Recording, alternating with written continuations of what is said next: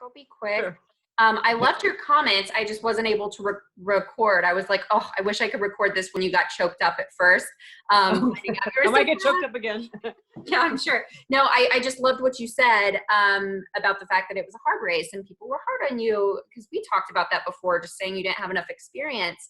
So I just want to get your take on really what voters are saying, putting you so far ahead and presumably you taking the county attorney position, and just kind of your reaction. Sure. Well, we've only seen the early voting returns at this moment, but we are cautiously optimistic because they look really good. This has been a really hard race. Obviously my first countywide. It's not my first campaign but it's definitely been harder.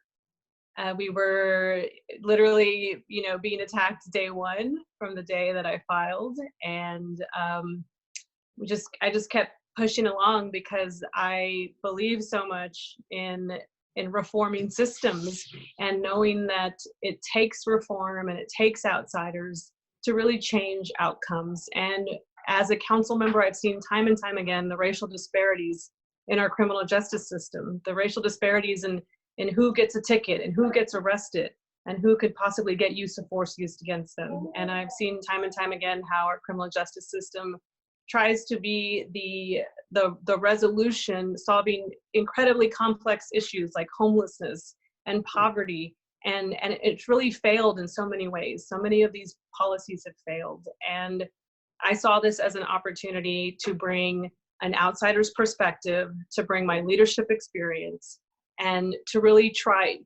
reform the way we think about public safety and criminal justice. And I saw as the campaign, it's been an amazing evolution, this campaign. It's been really long, when the election was moved from May to July.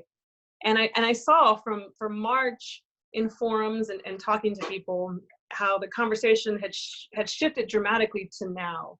There was discussions of criminal justice reform, in the March timeframe for that election, but it really wasn't as much on the forefront. And I think the incredibly important uprisings and protests that we have seen have a lot to do with these results that we just saw. I think people really understand that it takes getting mad sometimes, many times, to change things. And our community has, from the results so far, it seems like our community was like, we're not satisfied with the status quo. It's time for change. It's time for bold change. It's time to stop doing things the same way we do them all the time and electing somebody in the office to become the leader of the office. And I feel like that is the message that Travis County has sent so far in the results that we've seen, is that they really believe that it's time for dramatic change and not incremental change. Yeah, and I really like that you brought it. The results could have been different if we would have had an earlier runoff election. So, presuming that you do win the race, what do you want to focus on first? I mean, do you have any ideas of what your first order of business will be? Sure. Well, I think, let's be honest, I think this results are a surprise to many. The establishment in our community was not supportive of my campaign.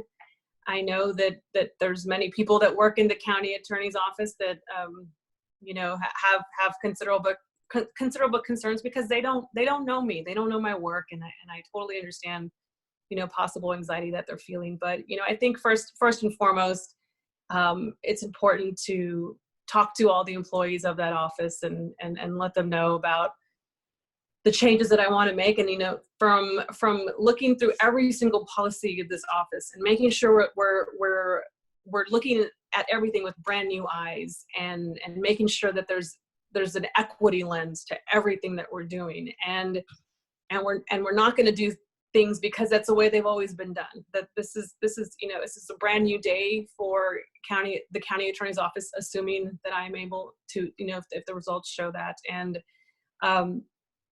what other new prosecutors have done in other parts of our country, there was a memo put out explaining these are the crimes that we are not going to prosecute. We are not, and I plan to do something very similar.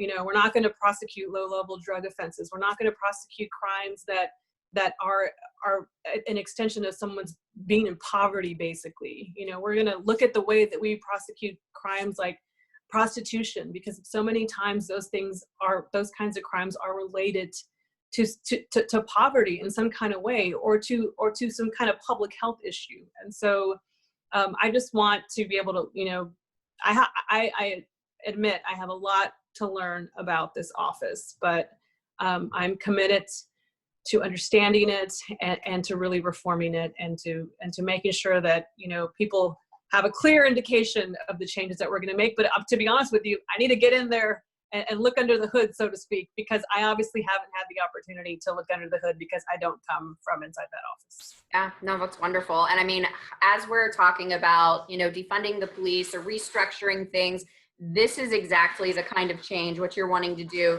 that it would take to get to a point where we can, find other solutions, not need the police structure that we have now. I mean, that's exactly what you're wanting to get in there and do, from a different angle than you were able to do on council. Yeah, absolutely. And I think that's what much of the discussion has been around. We talk about reimagining our public safety and reforming our criminal justice system, because the path we were going down, or that we've been going down for decades, is just not working. We have for too long depended on the criminal justice system to try to solve some of our most complex issues. And it has to take outside perspective to really transform it, because, I feel like I've been guilty of, criticism towards the city is when you're on the inside, you just want to defend it. And I get that. But and that's what, an example is you get a new council member and they have new eyes, and you kind of see things differently through those outside eyes. And that's the outside perspective I want to bring to this office. And it is, I truly believe this moment in our history is about transformational change, is about thinking about doing things differently. We can't go back to the way we did things. We're going to have tough conversations and hard conversations.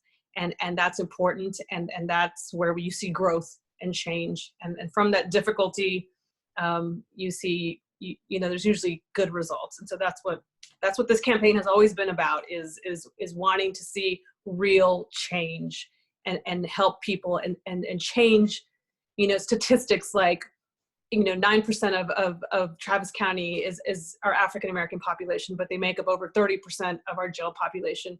We have to get serious about addressing those kinds of disparities. And when the majority of people are in our county jail for a misdemeanor type of offense, it's this office that can really change those kinds of statistics and those kinds of racial disparities in our criminal justice system. Well said. Is there anything else you'd like to add? I want to let you get back to your party. I think that's all for now. I'm still. You seem like you're in shock. You were like, it's like you couldn't even think of what to say at first, because I think, like you said, you weren't expecting it to be at least that. Yeah.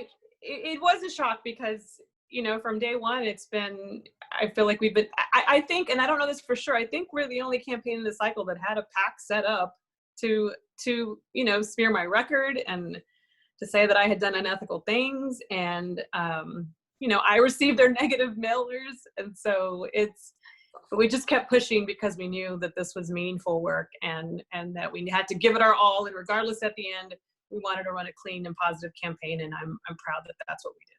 That's great. Congratulations. I'm really happy for you. Thank you so much. And I hope you get better. Thanks. I would have gotten out and I was going to vote for you, but I've had COVID for a month and a half now, and couldn't get out, but I'm ready to be better. Enjoy your night. I appreciate it. Take care.